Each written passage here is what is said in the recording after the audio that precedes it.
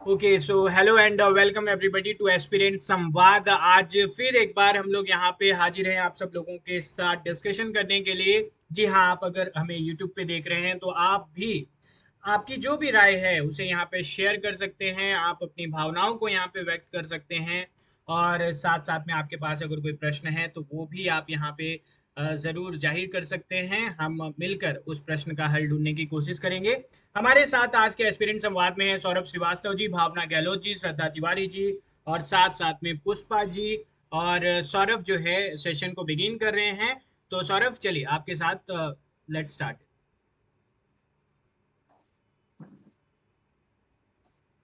Thank you, sir. Allow me to share my screen. Okay Saurabh, I think so it is allowed Saurabh.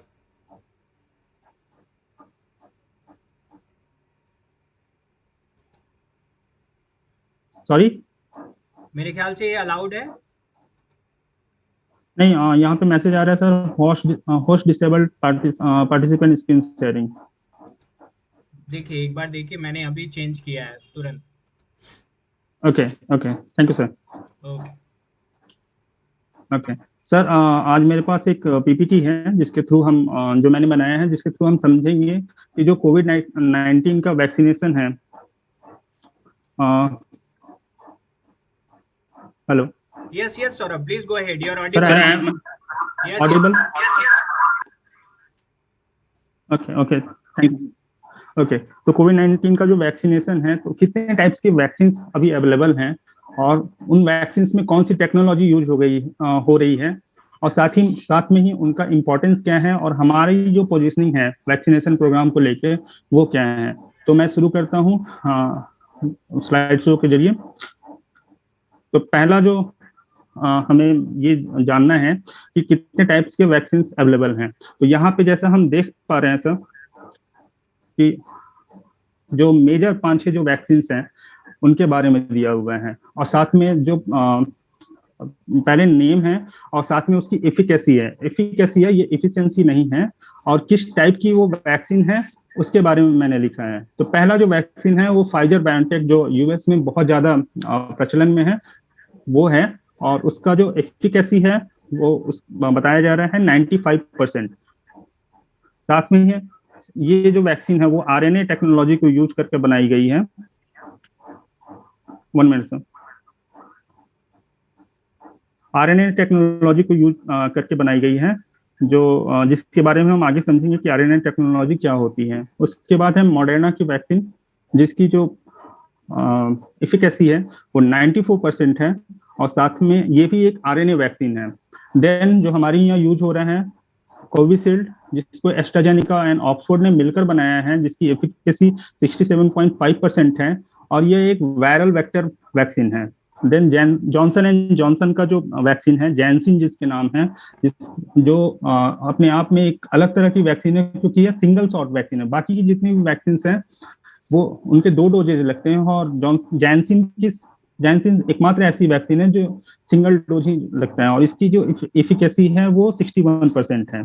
Then China, जो father of corona जिसको बोला जा रहा है, उसके बारे में है, जिस सिनोवैक जो वैक्सीन है, और वो एक इनएक्टिवेटेड वैक्सीन टेक्नोलॉजी को इस्तेमाल करके वो ये बनाई गई है। देन अभी हमने अलाउ किया है स्पुतनिक 5 को भी, या स्पुतनिक बी को, जो रसिया ने बनाया था, और ये सबसे पहले जो जिस वैक्सीन की ट्रायल्स एंड यूज के लायक कंप्लीट हुआ था जो वैक्सीन, वो है स्पुतनिक 5, जो कि एक वायरल वेक्टर वैक्सीन है। देन हमारा जो इंडिजीनियस वैक्सीन है, जो हमने अपने भारत में डेवलप किया है, और जिसकी एफिकेसी 78.5% है। ध्यान देना है, एफिकेसी एंड एफिशिएंसी 2 अलग अलग चीजें होती हैं, उसके बारे में मैं बताता हूं अभी। जो कि कोवैक्सीन है, जो कि इनएक्टिवेटेड वायरोसेल टेक्नोलॉजी, या सिमिलर टू इनएक्टिवेटेड वैक्सीन हम बोल सकते हैं, उसको इस्तेमाल करके बनाई गई है। अब इफिकेसी क्या होती है और इफिशिएंसी क्या होती है? इफिशिएंसी होती है कि किसी को भी वैक्सीन की शॉट लग जाने के बाद वो वैक्सीन उस व्यक्ति पे कितना इफेक्टिव रहती है। जैसे अगर कोवैक्सीन के बारे में हम बात करते हैं, तो जो सीवियर केसेस हैं कोरोना के, जो इसके 3rd फेज के जो ट्रायल डेटा हमारे पास अवेलेबल हुआ, उसमें ये देखा गया कि कोवैक्सीन 93% तक इफेक्टिव है, और मॉडर्ना और फाइजर की जो इफिकेसी है और इफिशिएंसी है वो भी मोर देन 90% है। लेकिन फिर भी मॉडर्ना को ज्यादा सेफ और ज्यादा तवज्जो दी जाती है, क्योंकि मॉडर्ना का जो पोस्ट वैक्सीनेशन साइड इफेक्ट्स हैं वो फाइजर के तुलना में काफी कम है। देन अब हम समझते हैं कि वैक्सीन जो है वो काम कैसे करती है। तो ये जो डेफिनेशन मैं शो कर रहा हूँ वो एक्चुअली मेरी डेफिनेशन नहीं है, ये WHO के साइड से जो वैक्सीन की डेफिनेशन ली गई है उसको मैं दिखा रहा हूँ कि वैक्सीन जो है वो एक कमजोर इनेक्टिव पार्ट्स किसी भी ऑर्गेनिज्म का या किसी भी वायरस का होता है, जिसको इस्तेमाल करके साइंटिफिकली उसको हम प्रोसेस करके किसी ह्यूमन बॉडी में इंजेक्ट करते हैं, और उसके बाद जो इम्यून सिस्टम है वो रिस्पॉन्स करते हैं, और हम उस रोग से अपनी जो रोग प्रतिरोधी क्षमता है उसको डेवलप कर पाते हैं। और जो दूसरी डेफिनेशन है वो new vaccine contain the blueprint for producing antigens rather than the antigen itself. मतलब अगर हम वैक्सीन का इस्तेमाल करते हैं तो फिर उस वैक्सीन में ऑलरेडी उस रोग के प्रति जो एंड ब्लूप्रिंट होगा, जो एंटीजन का जो ब्लूप्रिंट होगा वो हमारे साथ में हमारे शरीर में इंजेक्ट होने के साथ ही इंसर्ट हो जाएगा, जो कि रोग होने के बाद सपोज किसी को कोविड हुआ तो ऐसा नहीं है कि सब लोग मर ही गए, उनके पास भी एंटीबॉडी डेवलप होना शुरू हुआ। लेकिन अगर हम वैक्सीन इस्तेमाल कर लेते तो हमारे पास ऑलरेडी एंटीबॉडी डेवलप हो जाएगी, जिसके थ्रू हम जो कोरोना वायरस की जो कोविड-19 डिजीज है उसको हम ओवरकम कर सकते हैं, हम बहुत इजीली कर सकते हैं। यहाँ तक कि माना ये जा रहा है कि हम वैक्सीन को अगर टाइम पे अपने जो दोनों डोजेज हैं उसको कंप्लीट कर लेते हैं, या जो भी वैक्सीनेशन का शेड्यूल है, तो हमें हॉस्पिटलाइज होने की भी जो जरूरत है वो रेयर ऑफ द रेयरेस्ट हो सकती है। देन अब हम बात करते हैं कि कौन सी वैक्सीन में कौन सी टेक्नोलॉजी यूज हुई है। जो मेजरली मैंने जो चार्ट दिखाया था वैक्सीन का, उसमें हमने देखा कि 3 टाइप्स के टेक्नोलॉजी के बारे में यूज हम बात करें, एक RNA वैक्सीन, दूसरा इनेक्टिव वैक्सीन और तीसरा वायरल वेक्टर वैक्सीन। तो सबसे पहले mRNA टेक्नोलॉजी को हम पकड़कर उसके बारे में बात करते हैं। RNA टेक्नोलॉजी या फिर mRNA टेक्नोलॉजी दोनों सेम ही होती है, इसमें कंफ्यूज नहीं होना है। जो कि आर्टिफिशियली हम एक जेनेटिक कोड का इस्तेमाल करते हैं। जैसे जो कोरोना वायरस का जो जेनेटिक कोड होगा उसको अगर हम आर्टिफिशियली लैब में क्रिएट करते हैं और उसको फिर वैक्सीन में इस्तेमाल करते हैं, तो फिर सेम जो मैसेज है, जो कोड है, वो हमारी बॉडी में चला जाएगा, और जो हमारी बॉडी का इम्यून सिस्टम है वो उसके अकॉर्डिंग रिस्पॉन्स करना शुरू कर देगा कि हाँ कुछ तो आया है, हमको इसके प्रति एंटीबॉडी बनाना चाहिए। लेकिन वो कोरोना वायरस नहीं होता है। कोरोना वायरस नहीं होने से उसका जो हार्मफुल इफेक्ट है वो हमारी बॉडी पे शो नहीं होगा, और हम कोरोना वायरस के जो एंटीबॉडी है उसको भी हम डेवलप कर ले जाएंगे। तो mRNA का मतलब होता है मैसेंजर RNA। जैसा हम जानते हैं कि जो DNA होता है वो डबल हेलिक्स होता है, और जितने भी जो वायरस होते हैं वो RNA वायरस होते हैं। वर्ल्ड में जितने भी वायरस होते हैं, मैं सबकी बात कर रहा हूँ, सिर्फ एक कोविड-19 के वायरस के बारे में बात नहीं कर रहा हूँ। उस सारे जो वायरसेस होते हैं वो RNA वायरस ही होते हैं, उनमें DNA नहीं होता है। तो जब टेस्टिंग की भी बात आ रही थी तो RT-PCR में हम लोग सुनते थे कि उसको फुल फॉर्म होता है रिवर्स ट्रांसवर्स। देन हमको ये समझना चाहिए कि हमारे पास जो टेक्नोलॉजी है, मतलब वर्ल्ड के जो साइंटिस्ट हैं उनके पास जो टेक्नोलॉजी है वो DNA को स्टडी करने की है, RNA को स्टडी करने की नहीं है। तो हमको RNA से फिर DNA बनाना पड़ता था, दैट्स वाई RT-PCR को रिवर्स ट्रांसवर्स का नाम दिया गया। सेम तो यहाँ पे RNA टेक्नोलॉजी के संबंध में हम अब जान चुके हैं कि एक मैसेज, एक जो जेनेटिक कोड होता है वो हमारी बॉडी में केमिकली जेनेटिक कोड इंसर्ट किया जाता है, और उसको देखकर हमारी बॉडी जो है वो एंटीबॉडी डेवलप करना शुरू कर देती है। देन उसके बाद है वायरल वेक्टर टेक्नोलॉजी।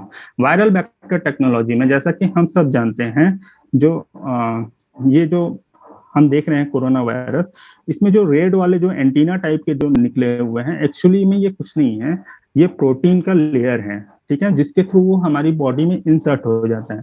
अब किसी किसी के मन में क्वेश्चन ये जरूर आता होगा कि ये जो वायरस है वो हमारी स्किन पे या फिर गले में मैं बोल रहा हूँ,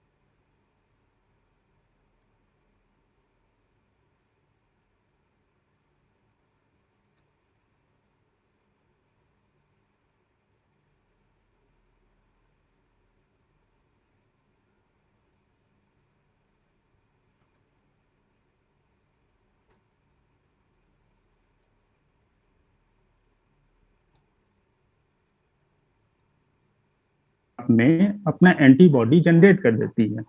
तो जैसे ही कोरोना वायरस का अटैक हमारी बॉडी पे होगा, वैसे ही हमारे इम्यून सिस्टम जो होगा वो रेड सिग्नल, अलार्मिंग सिग्नल देने लगेगा कि नहीं, अब ये जो है वो जाना पहचाना वायरस नहीं है, ये कुछ अलग सा है।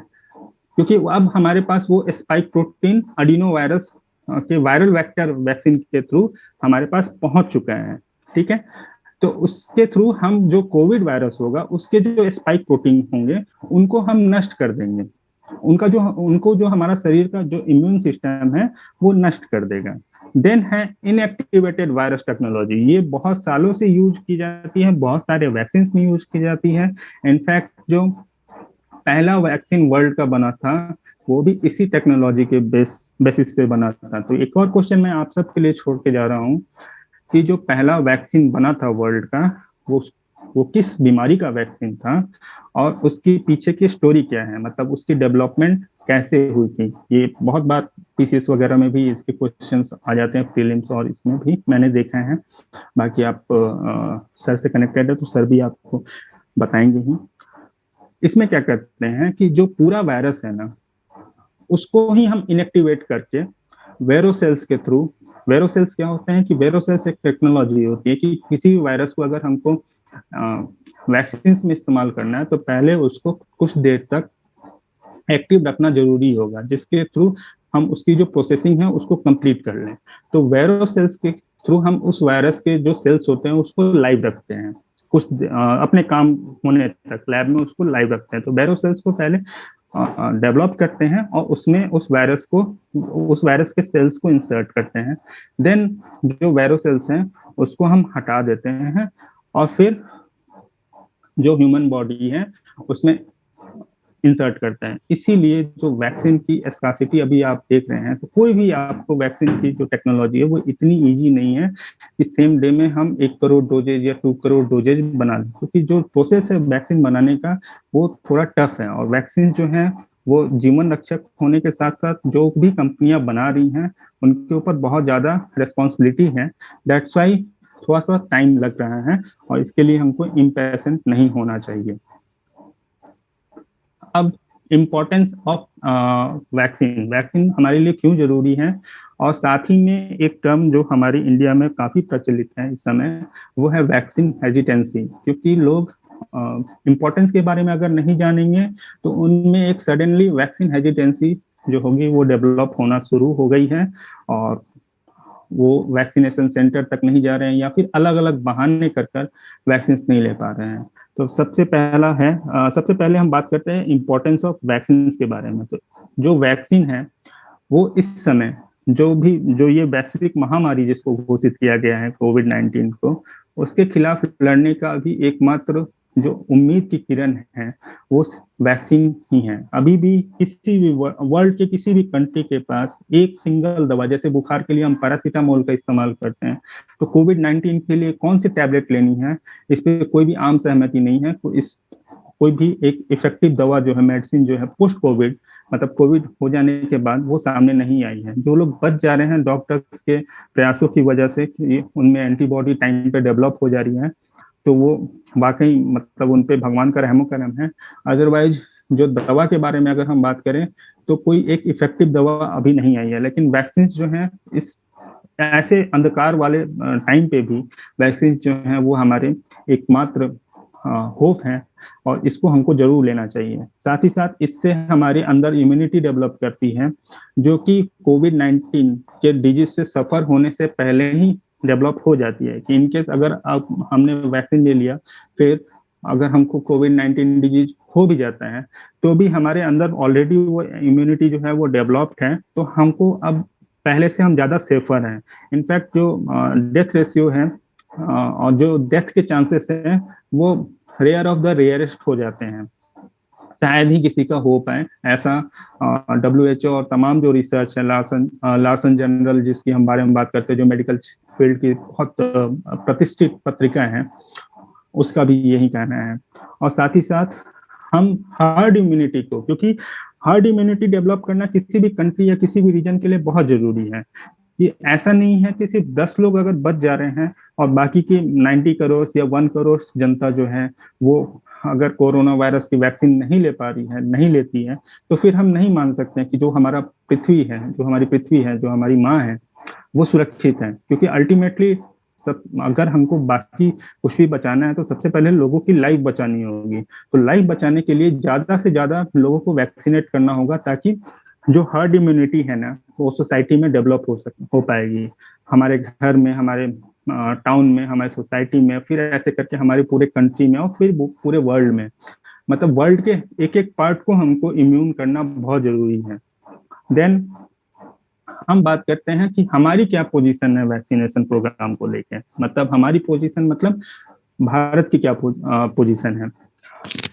तो जैसा हम जानते हैं कि हमारी जो सिंगल इंडिजीनियस वैक्सीन है जो अभी प्रचलन में है, वो कोवैक्सीन है, और इसको हमने रिकॉर्ड टाइम पे डेवलप किया। ये हमारे लिए बहुत ही प्रतिष्ठा और गर्व करने की बात है।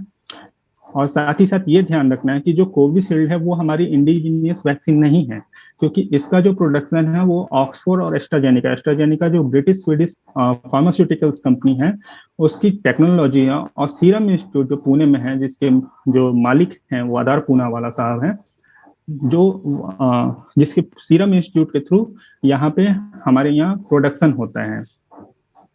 क्योंकि सीरम इंस्टीट्यूट के पास वैक्सीन प्रोडक्शन करने का जो एक्सपीरियंस है वो बहुत सालों से है, इसलिए भारत में जो वैक्सीन प्रोडक्शन का काम एस्ट्राजेनेका ऑक्सफोर्ड ने दिया है वो सीरम इंस्टीट्यूट को दिया है।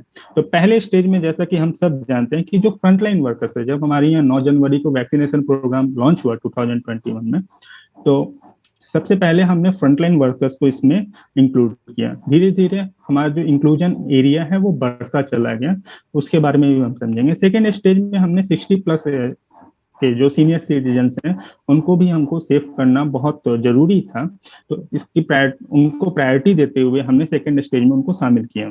थर्ड स्टेज में हमने 45 प्लस टू 60 प्लस को अलाउ किया। फिर फोर्थ स्टेज में जो कि 1 मई से शुरू हुआ हमारे भारत में, उसमें हमने 18 प्लस से लेकर 45 प्लस, 18 प्लस से ऊपर के सभी व्यक्तियों को वैक्सीन देना स्टार्ट किया, जो कि उस समय बहुत सराहनीय कदम था। क्योंकि अभी अप्रैल और मई में, जैसा हम सब जानते हैं कि हमने सेकेंड वेव को बहुत बुरी तरीके से झेला, हमारे पूरे देश से कहीं से भी एक अच्छी न्यूज नहीं आ पा रही थी। और वैसे समय में हमने जो अपना फोर्थ स्टेज है उसको लॉन्च किया तमाम दिक्कतों के बावजूद भी। तो उस समय के लिए, उस पर्टिकुलर टाइम के लिए वो बहुत ही सराहनीय कदम था भारत सरकार का और वैक्सीन निर्माता कंपनियों का। इसके लिए मैं तो पर्सनली अप्रिशिएट करता हूँ हर किसी को, और आप सब भी कहीं ना कहीं करते होंगे साथ में। लेकिन ये जो 4 स्टेज है, इसमें दिक्कत क्या थी कि इसमें आपको प्रायर रजिस्ट्रेशन कर ऑनलाइन स्लॉट बुकिंग करना पड़ता था। अब भारत में जहाँ डाइवर्सिटी इतनी ज्यादा है, पॉपुलेशन इतना ज्यादा है, वहाँ पे मतलब ये प्रोसेस जो है वो एक तरह से टफ मानी जा रही थी। तो फिर फिफ्थ स्टेज को, यानी 21 जून, जो कि विश्व योगा दिवस के रूप में मनाता है, उसमें हमारे प्राइम मिनिस्टर ने घोषणा किया कि अब उससे पहले जो हमारा स्वास्थ्य मंत्रालय है उसने घोषणा किया कि अब से 21 जून से किसी को भी अगर वैक्सीन लेना हो तो वो वॉक इन में जा सकता है। मतलब अगर आप सिर्फ अपना आधार कार्ड और मोबाइल नंबर कैरी करके वहां तक जाते हैं तो भी आपको वैक्सीन लगेगा, ठीक है। और इसके लिए भारत ने कोविन पोर्टल लॉन्च किया, cowin.gov.in के नाम से लॉन्च किया, जिससे हमारा जो वैक्सीनेशन प्रोग्राम है उसको एक इन्हांसमेंट मिल सके। और इसकी भी बहुत सारे देशों ने डिमांड भी की है, बहुत सारा हमको एप्रिसिएशन भी मिला है। नाउ अब आज के पोजीशन में ये जो ग्राफ और डेटा आप देख रहे हैं कि आज हम कहाँ हैं, तो आज हम लगभग 37 करोड़ डोजेज जो हैं वो टोटल जो 37 करोड़ डोजेज लगा चुके हैं अपनी पॉपुलेशन को, जिसमें से फर्स्ट डोज लगाने वाली पॉपुलेशन का जो नंबर है वो 29 करोड़ 93 लाख 86,260 है। और जिनके डोज 2 कंप्लीट हो चुके हैं वो है 7 करोड़ 12 लाख 24,863। और आज मतलब जिस दिन हम बात कर रहे हैं, तो जिस समय मैंने ये डेटा लिया था, ये डेटा मैंने खुद से नहीं लिया है, ये डेटा जो है वो मैंने कोविन पोर्टल से ही लिया है। आज भी 34,77,625 लोगों का वैक्सीनेशन हुआ। अब हम ये जो ग्राफ देख रहे हैं, तो इसको लेके मेरी पर्सनली थोड़ी चिंता है, क्योंकि इसमें बहुत सारे जिगजैग हैं। आप देख रहे हैं कि 21 जून को अचानक से ये पिक पे पहुंच जाता है और फिर सडन एक वैली क्रिएट होना शुरू हो जाता है, जो कि हमारे लिए अच्छी बात नहीं है, क्योंकि ये शो कर रहा है कि हमारा जो रेट ऑफ वैक्सीनेशन है वो कहीं ना कहीं प्रभावित हो रहा है, और इसके जिम्मेदार कहीं ना कहीं जो वैक्सीन की सप्लाई है वो कम है, जो इसको हमको ठीक करना बहुत जरूरी है। क्योंकि ये ग्राफ या तो बिल्कुल अपवर्ड जाना चाहिए था, वर्टिकली जाना चाहिए था, या फिर 21 जून से एटलीस्ट फ्लैट तो जरूर होना चाहिए था। नेक्स्ट, जो टॉप 5 स्टेट हैं जिन्होंने सबसे ज्यादा वैक्सीनेशन की है, तो वो है यूपी, महाराष्ट्र। जिन महाराष्ट्र के बारे में हम सब जानते हैं कि महाराष्ट्र जो है कोविड-19 वायरस से सबसे ज्यादा सफर करने वाला राज्य था। Then Gujarat, then Rajasthan, then Karnataka. यहाँ पे आप देख सकते हैं कि टोटल नंबर ऑफ जो डोजेज हैं उनके बेसिस पे जो टॉप 5 स्टेट्स हैं हमारे, वो हैं। और आज के दिन में, मतलब टॉप 5 इन सिंगल डे, आज के दिन में जो नंबर ऑफ डोजेज के पे हम बात करते हैं, तो टॉप 5 स्टेट हैं वो है मध्य प्रदेश, जहाँ पे 6 लाख से ज्यादा वैक्सीनेशन हुआ, महाराष्ट्र जहाँ पे लगभग 3.5 लाख के आसपास हुआ, और उत्तर प्रदेश जहाँ 3,10,000 के आसपास हुआ, then Gujarat, and then Kerala. यहाँ पे ये और कोई नहीं है, ये मैं खुद हूँ। मैंने भी अपनी दोनों रोजेज जो वैक्सीनेशन की है वो कंप्लीट कर ली है। आप लोगों से भी मेरा आग्रह है पर्सनली कि आप लोग जो वैक्सीनेशन है उसको अगर अभी तक आपने नहीं कराया है तो आप करा लें। ये मेरी विनती है, रिक्वेस्ट है आप सबसे।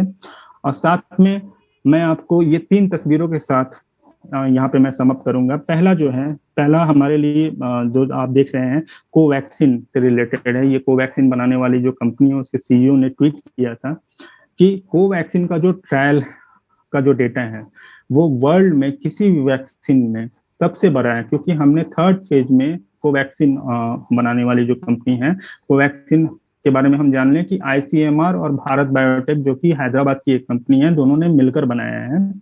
तो 25,800 वॉलंटियर्स ने इसमें पार्टिसिपेट किया था, जो कि वर्ल्ड का 3rd फेज के ट्रायल डेटा के बेसिस पे अगर हम बात करें तो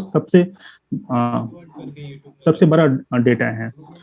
उसके बाद जो दूसरी तस्वीर आप देख पा रहे हैं, उसमें एक माँ है जो रेहड़ी लगाकर बैठी हुई है, और उसके पास में एक बच्ची जो है वो पीछे बैठकर पढ़ाई कर रही है। और ये ट्वीट आज हमारे छत्तीसगढ़ कैडर के एक सीनियर आईएएस अवनीश शरण सर ने ट्वीट किया था, और साथ में एक कोट भी लिखा था कि वो आग कहीं भी मगर जलनी चाहिए। तो ये बहुत ही पॉजिटिव सा ट्वीट है। इसमें आप देख सकते हैं कि तमाम दिक्कतों के बाद एक माँ जो है वो अपनी बच्चे की पढ़ाई को वो स्टॉप नहीं करा रही है।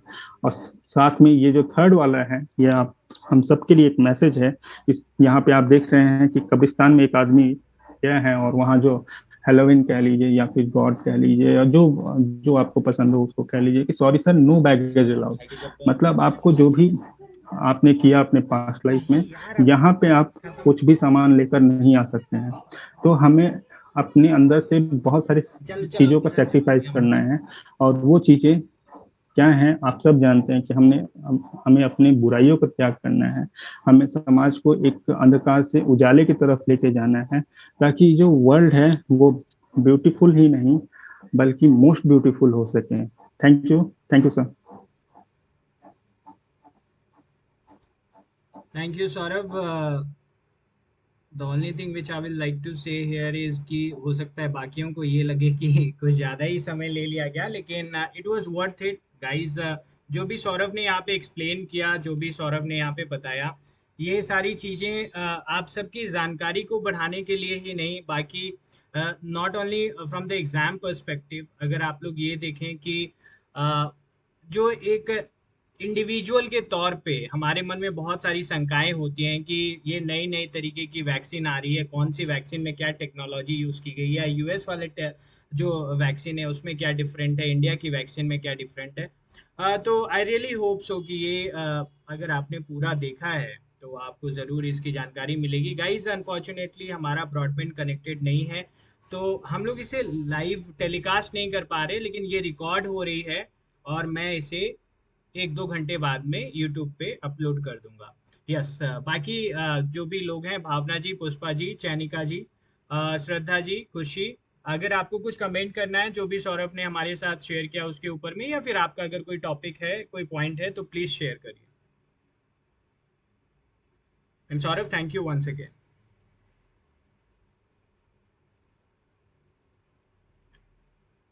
Yes, any one of you?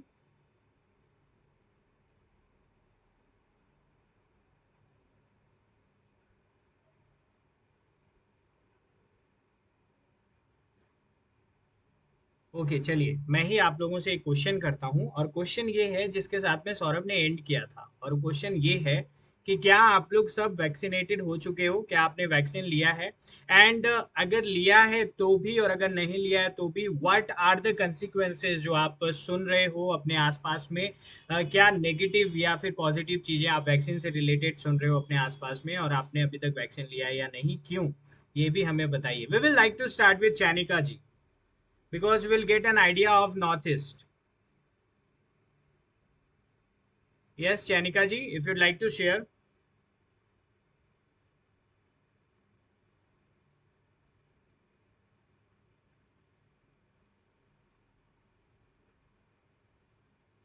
Am I audible, guys? Yes, sir. You are audible. Yes, sir. Yes, so Chanika ji, Pushpa ji, Bhavna ji, please come up with your points.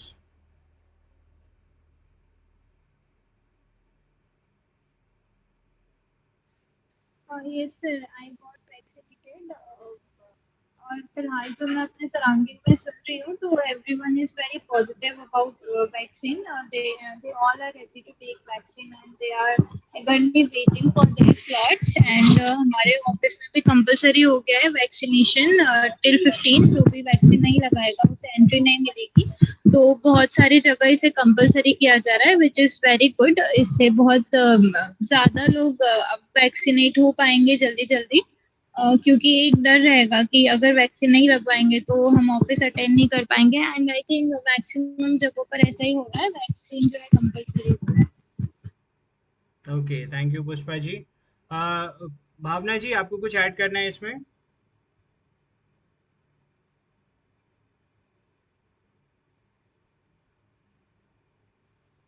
नहीं sir.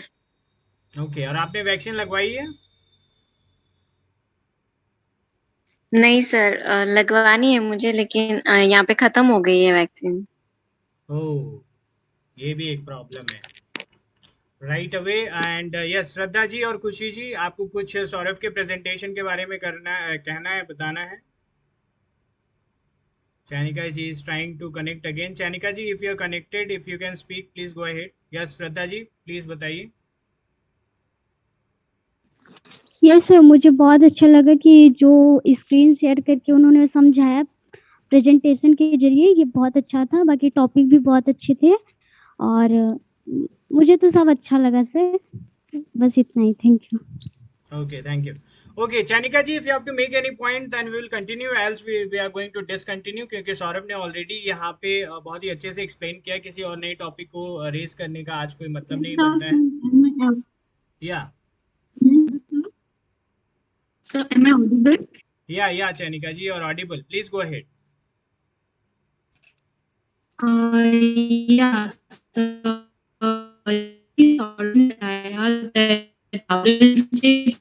Very well. Then it's a fact that they're really doing well in the public healthcare system. And we want to add one thing, that better governance of any states, because as we know, health is a subject matter. So it is a state subject. So better governance is very important. Okay, thank you, Chanika ji. Your voice was getting disconnected in between, but anyways, Saurav, I'll really like to thank you once again. Thank you. That was really a very beautiful presentation and a very informative one too. And others, all of you, आपने जो भी share किया है, that's very nice. Well done. And I'm really sorry once again कि आज हम लोग इसे लाइव टेलीकास्ट नहीं कर पाए. कल हम लोग फिर से जुड़ेंगे आप सब लोगों के साथ में. अगर आप लोगों के पास में कोई भी इंपॉर्टेंट टॉपिक होगी तो कल हमारे साथ में जरूर शेयर करिएगा. Please try to come up with a topic which you have already read, चाहे वो करंट का हो चाहे वो स्टैटिक का हो, और अपने आप की भी रिवीजन करिए और बाकी लोगों को भी इन्फॉर्म करिए. Thank you to Bhavna ji, Saurabh Shrivastava ji, Pushpa ji, Shraddha Tiwari ji, Khushi ji and Chainika Bora ji. Thanks a lot.